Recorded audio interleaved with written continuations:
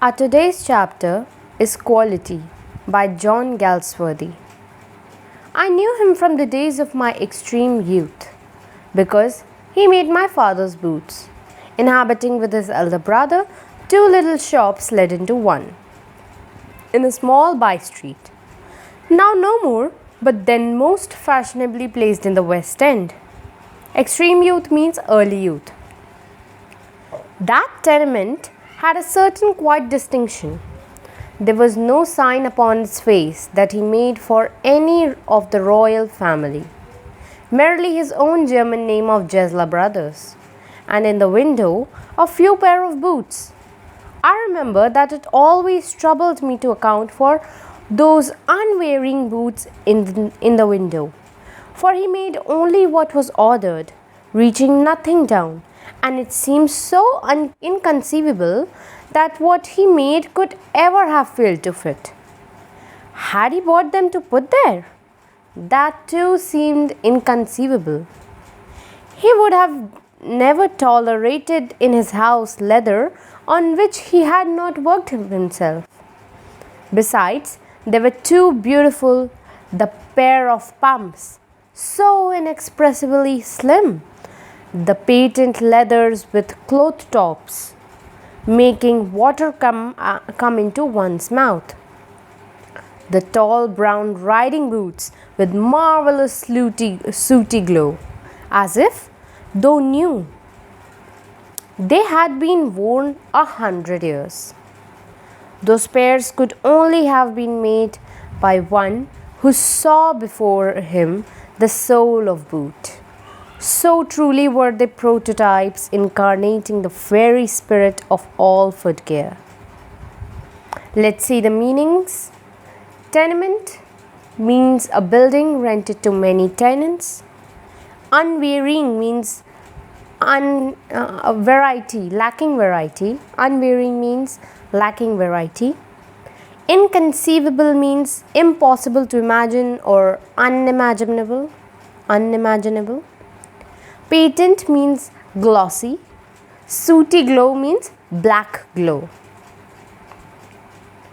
These thoughts, of course, came to me later, though even when I was promoted to him at the age of perhaps 14, some inkling haunted me of dignity of himself and brother. For to make boots, such boots as he made, seemed to me then, and still seems to me, mysterious and wonderful. I remember well my shy remark one day, while stretching out to him my youthful foot. "Isn't it awfully hard to do, Mr. Jesler?" And his answer, given with a sudden smile from out of the sardonic redness of his beard, "It is an art." Now here T is replaced by D wherever Jesler speaks, because he has a German accent. So, "Isn't it awfully hard to do, Mr. Jesler?" And his answer, given with a sudden smile from out of the sardonic redness of his beard, "It is an art." Himself, he was a little as if made from leather, with his yellow crinkly face and crinkly reddish hair and beard, and neat folds slanting down his cheeks to the corner of his mouth, and his guttural and one-toned voice. For leather is a sardonic substance, and stiff and slow of purpose. And that was the character of his face, save that his eyes, which were grey-blue, had in them the simple gravity of one secretly possessed by the ideal. His elder brother was so very like him, though watery, paler in every way, with a great industry, that sometimes in early days I was not quite sure of him until the interview was over. Then I knew that it was he, if his words, "I will ask my brother," had not been spoken, and that if they had, It was his elder brother. When one grew old and wild and ran up bills, one somehow never ran them up with Jesler brothers. It would not have seemed becoming to go in there and stretch out one's foot to that blue iron spectacled glance, owing him for more than, say, 2 pairs. Just the comfortable reassurance that one was still his client. For it was not possible to go to him very often. His boots lasted terribly, having something beyond the temporary, some, as it were, essence of boots stitched into them. One went in, not as into most shops, in the mood of, please serve me and let me go, but restfully, as one enters a church, and sitting on the single wooden chair, waited, for there was never anybody there. Soon, over the top edge of that sort of well, rather dark, the smell and smelling soothingly of leather, which formed the shop, there would be seen his face, or that of his elder brother, peering down, a guttural sound and the tip-tap of bast slippers beating the narrow wooden stairs, and he would stand before one without coat, a little bent in leather apron, with sleeves turned back, blinking as if awakened from some dream of boots, or like an owl surprised in daylight and annoyed at this interruption.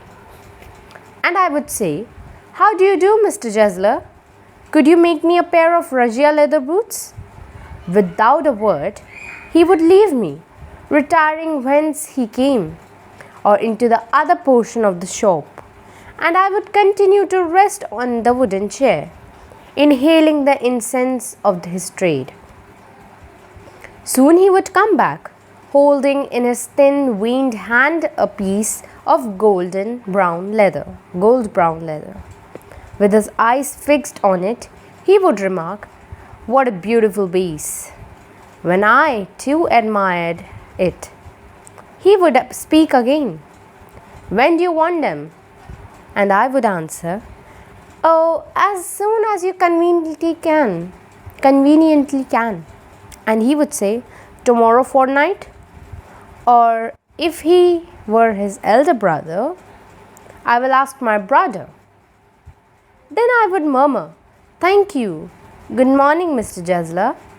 "Good morning," he would reply, still looking at the letter in his hand.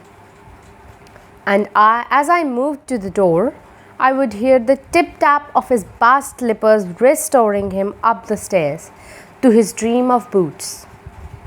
But if it was some new kind of footgear that he had not made yet,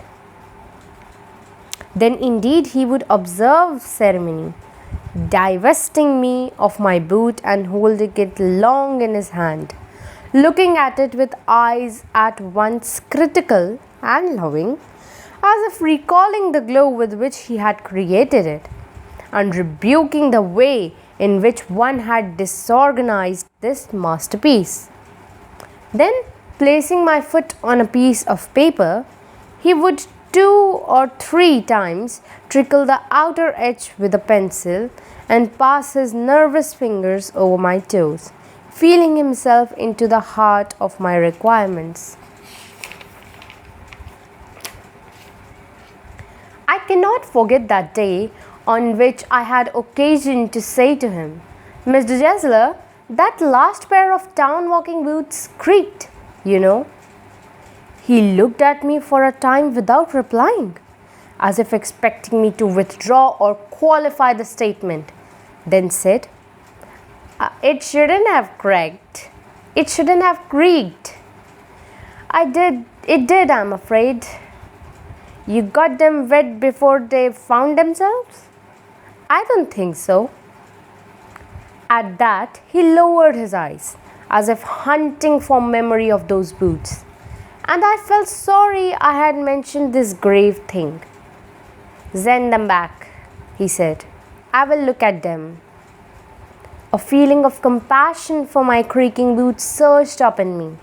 So well could I imagine the sorrowful, long curiosity of regard which he would bend on them. "Them boots," he said slowly, "are bad from birth. If I can do nothing with them, I take them off your bill." Once, only once, I went absent-mindedly into his shop in a pair of boots bought in an emergency at some large firms.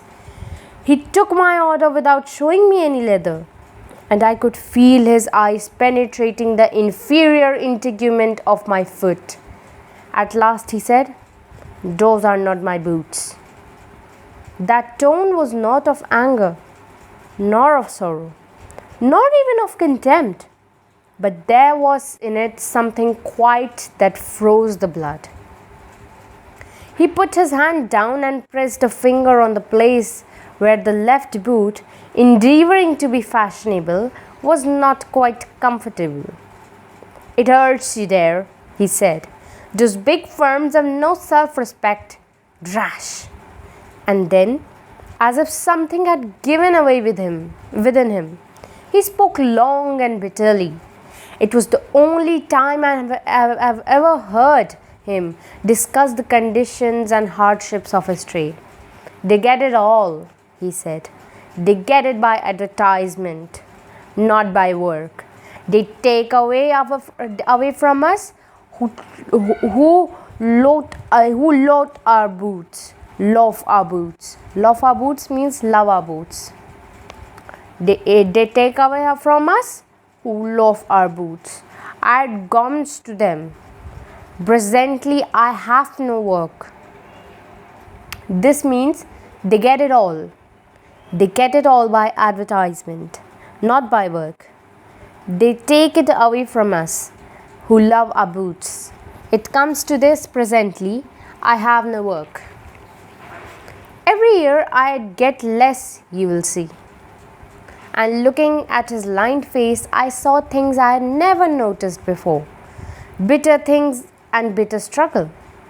And what a lot of grey hairs have seemed suddenly in his red beard.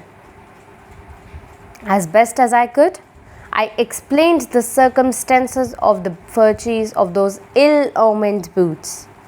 But his face and voice made so deep impression that during the next few minutes I ordered many pairs. Nemesis fell. They lasted more terribly than ever, and I was not able to conscientiously to go to him for nearly 2 years.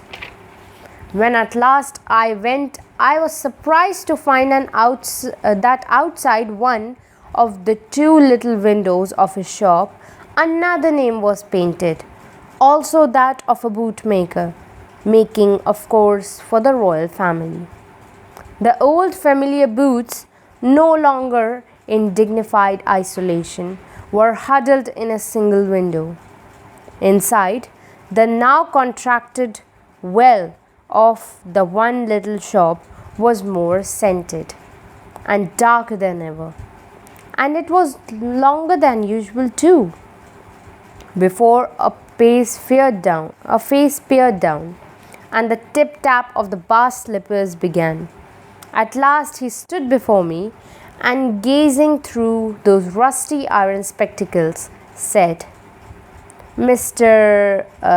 Isn't it?" "Ah, Mr. Jesler," I stammered. "But your boots are really too good, you know. See, these are quite decent still." And I stretched out to him my foot. He looked at it. "Yes," he said, "people do not want good boots, it seems." To get away from his reproachful eyes — reproachful means blaming eyes, criticizing eyes — and voice, I hastily remarked, "What have you done to your shop?" He answered quietly, "It was too expensive. Do you want some boots?" I ordered 3 pairs. though I had wanted only two and quickly left. I do not know quite what feeling of being part in his mind of a conspiracy against him, or not perhaps so much against him as against his idea of boot. One does not, I suppose, care to feel like that, for it was again many months before my next visit to his shop paid. I remember with the feeling, oh well, I can't leave the old boy, so here goes. Perhaps it will be his elder brother. For his elder brother, I knew, had not character enough to reproach me, even dumbly. And, to my relief, in his shop there did appear to be his elder brother, handling a piece of leather. Well, Mr. Jesler, I said, how are you? He came close and peered at me. I am pretty well, he said slowly, but my elder brother is dead. And I saw that it was indeed himself, but how aged and worn. And never before had I heard him mention his brother. Much shocked, I murmured, oh, I'm sorry. Yes, he said. He was a good man. He made a good boot. But he is dead. And he touched the top of his head, where the hair had suddenly gone as thin as it had been on that of his poor brother, to indicate, I suppose, the cause of death. He could not get over losing the odor shop. Do you want any boots? And he held up the leather in his hand. It is a beautiful piece. I ordered several pairs. It was very long before they came, but they were better than ever. One simply could not wear them out. And soon after that I went abroad. It was over a year before I was again in London. And the first shop I went to was my old friend's. I had left a man of 60. I came back to one of 75. Pinched and worn and tremulous. Tremulous means shivering. Who genuinely this time did not know me at first. Oh, Mr. Jesler, I said, sick at heart. How splendid your boots are. See, I've been wearing this pair nearly all time I've been abroad, and they are not half worn out. Are they? He looked long at my boots, a pair of Russia leather, and his face seemed to regain steadiness. Putting his hand on my instep, he said, do they with you here? With means fit. I had trouble with this pair, I remember. I assured him that it had fitted beautifully. Do you want any boots? He said. I can make them quickly. I had a slack dime. It is a slack dime. Slack time means business is not going very well, though it is a slack time. I answered, please, I want boots all around, every kind. I will make them fresh model. I will make a fresh model. Fresh means fresh. Your food must be bigger. Food means foot. Your foot must be bigger. And with utter slowness, he traced round my foot and felt my toes, only once looking up to say, did I tell you my brother was dead? So this man is having a poor memory. So he does not remember telling the narrator that he has already told that his brother is dead. To watch him was painful. So feeble had he grown. I was glad to get away. I had given those boots up when one evening they came. Opening the parcel, I set the 4 pairs out in a row. Then, one by one, I tried them on. There was no doubt about it. In shape and fit, in finish and quality of leather, they were the best he had ever made me. And in the mouth of the town walking boots, I found his bill. The amount was same as usual, but it gave me quite a shock. He had never before sent it in till quarter day. I flew downstairs and wrote a check and posted it at once with my own hand. A week later, passing the little street, I thought I would go in and tell him how splendidly the boots fitted.